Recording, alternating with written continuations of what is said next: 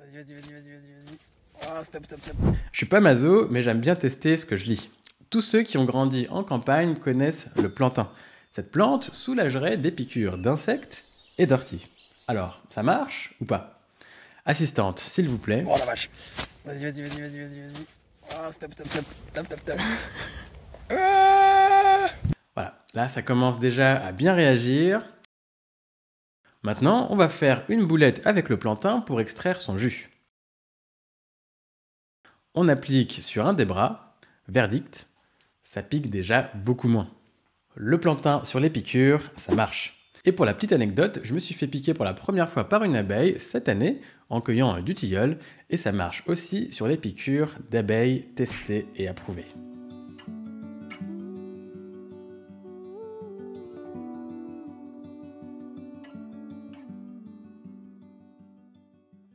Je prendrai une infusion de café, s'il vous plaît.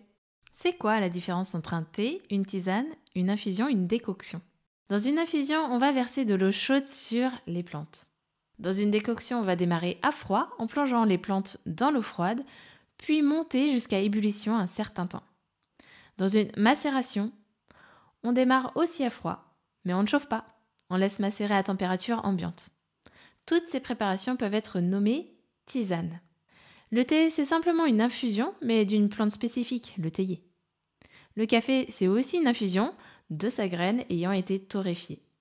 Donc, une infusion est une tisane, mais une tisane n'est pas forcément une infusion, c'est clair? Tu savais que jouer des maracas pouvait t'aider à t'endormir? Cette plante, c'est le pavot somnifère. Et si tu te poses la question, oui, c'est d'une variété très similaire à cette plante qu'on extrait l'opium. Avant tout, c'est une fleur magnifique adorée des pollinisateurs.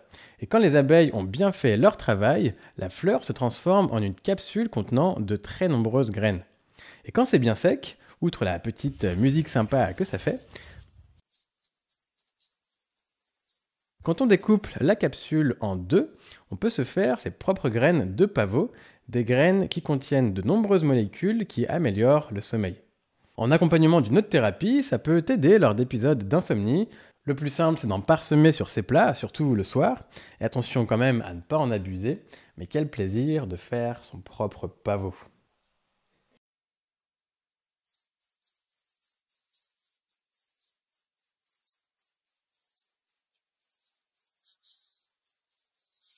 On a le cocktail de l'été et on l'a fait avec une plante solaire très commune.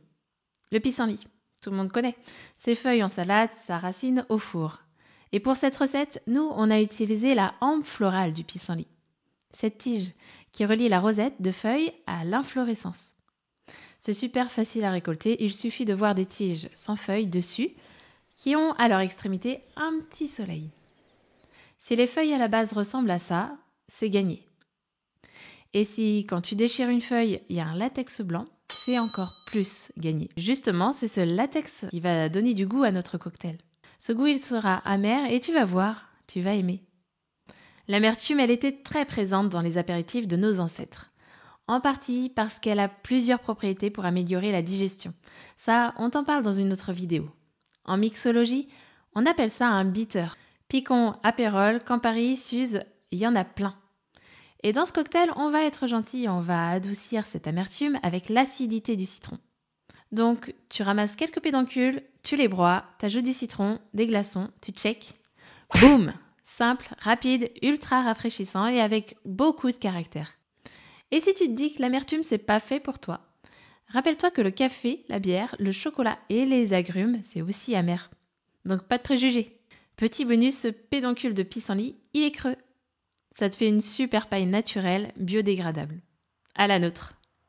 Arrêtez tout, c'est le moment de faire son sureau, anti-grippe, anti-tout et super bon. Abondant, le sureau est un fruit et si vous avez raté les fleurs délicieuses, ne ratez pas ces baies. On récolte ces belles corymbes pendantes. On cuit tout ça avec du sucre et boum, on obtient un super sirop aux propriétés antivirales qui, dans une étude, a permis de réduire les symptômes de la grippe et leur durée. Sureau sur le gâteau, cette baie sucrée est délicieuse sous cette forme et peut aromatiser tous les desserts ou les boissons. Attention quand même, elle ne se consomme pas crue. Il y a aussi un risque de confusion, mais ça vous avez tous les détails sur notre appli Végédex. Les morts-vivants, ça existe et on en croise tous les jours. Tu te souviens de tes cours de SVT? Bon ok, mais est-ce que tu te souviens de ça? Quand on fait la coupe d'un arbre, on observe au moins 2 zones bien distinctes. L'aubier en périphérie, où circule la sève brute prélevée au sol par les racines, et le duramen au cœur, qui est un reste des cellules autrefois vivantes, ayant comme seul rôle désormais de soutenir l'arbre. Cette partie morte peut être bien plus massive que les parties vivantes. On a déjà pu noter chez des pins de 400 kg, 20 kg de matière vivante pour 380 de morts. Ça fait quand même que 5% de vivants. Imagine ça sur un animal ou un humain, on appelle clairement ça un zombie. Donc la prochaine fois qu'on te posera la question si oui ou non tu crois aux morts vivants, tu pourras répondre que oui. T'étais fan de tes chaussures à scratch quand t'étais petit, dis merci à cette plante. Elle, c'est la bardane, une super plante comestible et médicinale, et ce qu'il y a d'étonnant chez elle, ce sont ses fruits. Ils ont de petits crochets prêts à s'accrocher à la moindre fourrure d'un animal qui passerait par là, un moyen pour elle de se répandre avec, comme chauffeur Uber, les animaux. Ça, Georges l'a observé en promenant son chien, et ni une ni deux dans son atelier, et après plusieurs essais, il invente ce qu'on appelle aujourd'hui le velours crochet, ou plus communément, le velcro. Une belle histoire de biomimétisme ou quand la nature nous inspire des inventions bien utiles au quotidien. Et si ce genre de biomimétisme t'intéresse, dis-le en commentaire, on en a plein en stock. Le tilleul remplace le chocolat et le café de notre tiramisu sauvage.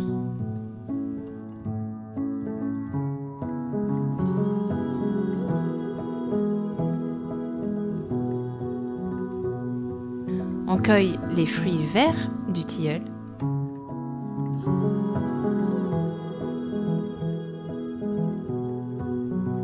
Une fois torréfiés et broyés, la couleur et les arômes sont entre le chocolat et le café.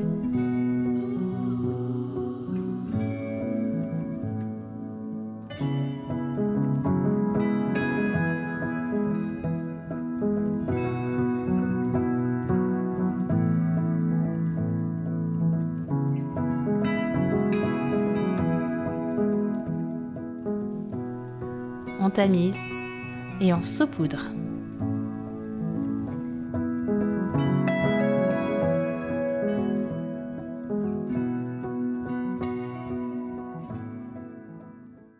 Les jambes lourdes, ça te parle?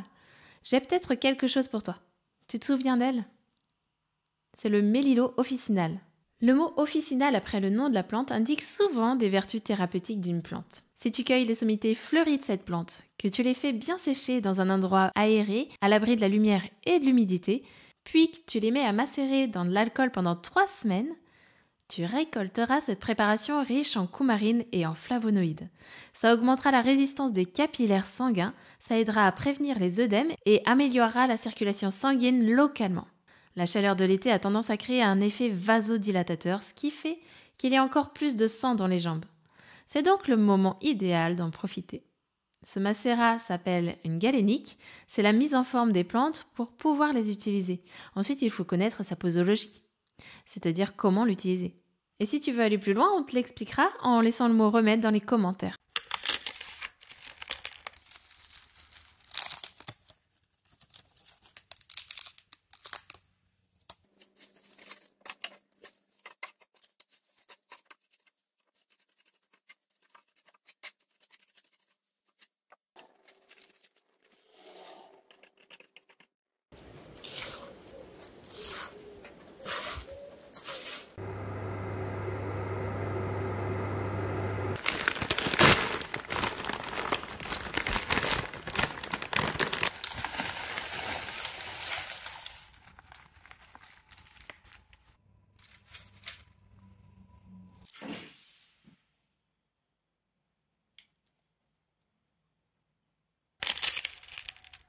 Ta voiture roulera bientôt grâce à cette plante. Si tu croyais que les plantes sauvages s'étaient réservées aux petits bobos qui s'ennuient, tu vas peut-être changer de regard.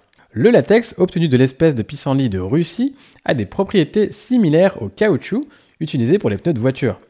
Continental et Goodyear sont déjà sur le coup et ont remis au goût du jour cette lointaine découverte des propriétés du latex de certains pissenlits. L'équivalent d'une place de parking suffirait à produire 4 pneus de voiture. C'est prometteur et ça serait une meilleure solution que la caoutchouc d'aujourd'hui, provenant de l'EVA et qui produit de nombreuses déforestations. Le pissenlit comestible, médicinal et qui permettra bientôt un meilleur transport. Mettez un peu de respect sur son nom s'il vous plaît.